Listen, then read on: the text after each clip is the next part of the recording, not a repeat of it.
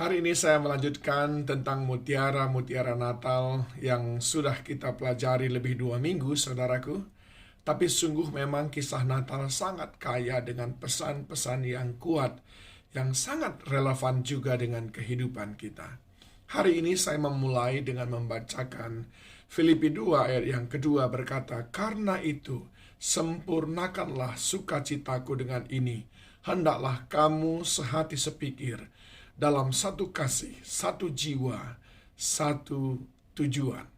Nah, ternyata ayat firman Tuhan ini dengan mudah bisa kita lihat implementasinya di dalam kehidupan Yusuf dan Maria, saudaraku.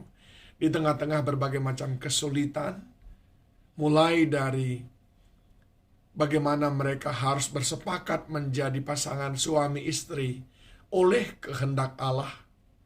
Padahal itu bukan daripada rencana mereka yang sedemikian cepat, sampai kepada bagaimana mereka sepakat untuk melewati hari-hari yang susah, menunggu masa-masa bersalin, bahkan mereka bersepakat untuk tetap bersama-sama melewati hari persalinan yang dingin, kelam, dan juga penuh dengan kesederhanaan di kandang domba.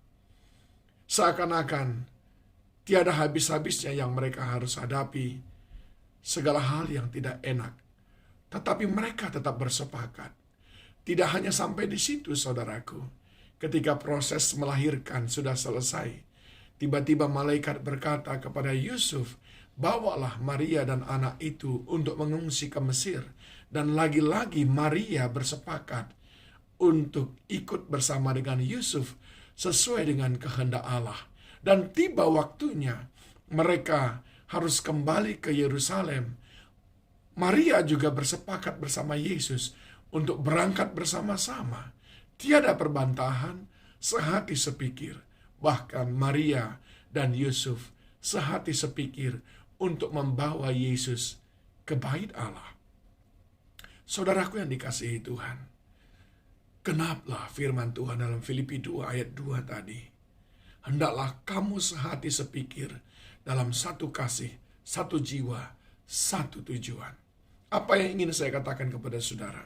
Bukankah Alkitab sudah mencatat bahwa Yusuf dan Maria itu dikenal orang yang baik hati, orang yang sangat berkenan di hadapan Tuhan?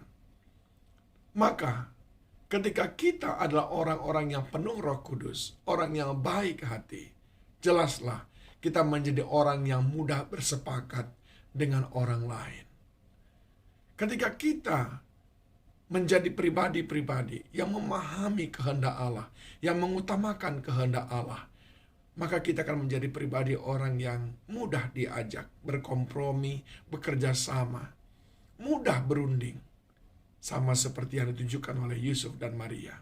Yang kedua, saudaraku, yang ingin saya katakan, Yusuf dan Maria menghadapi situasi yang tidak tanggung-tanggung susahnya, tetapi ada kekuatan, ada kemampuan di dalam mereka bersatu hati.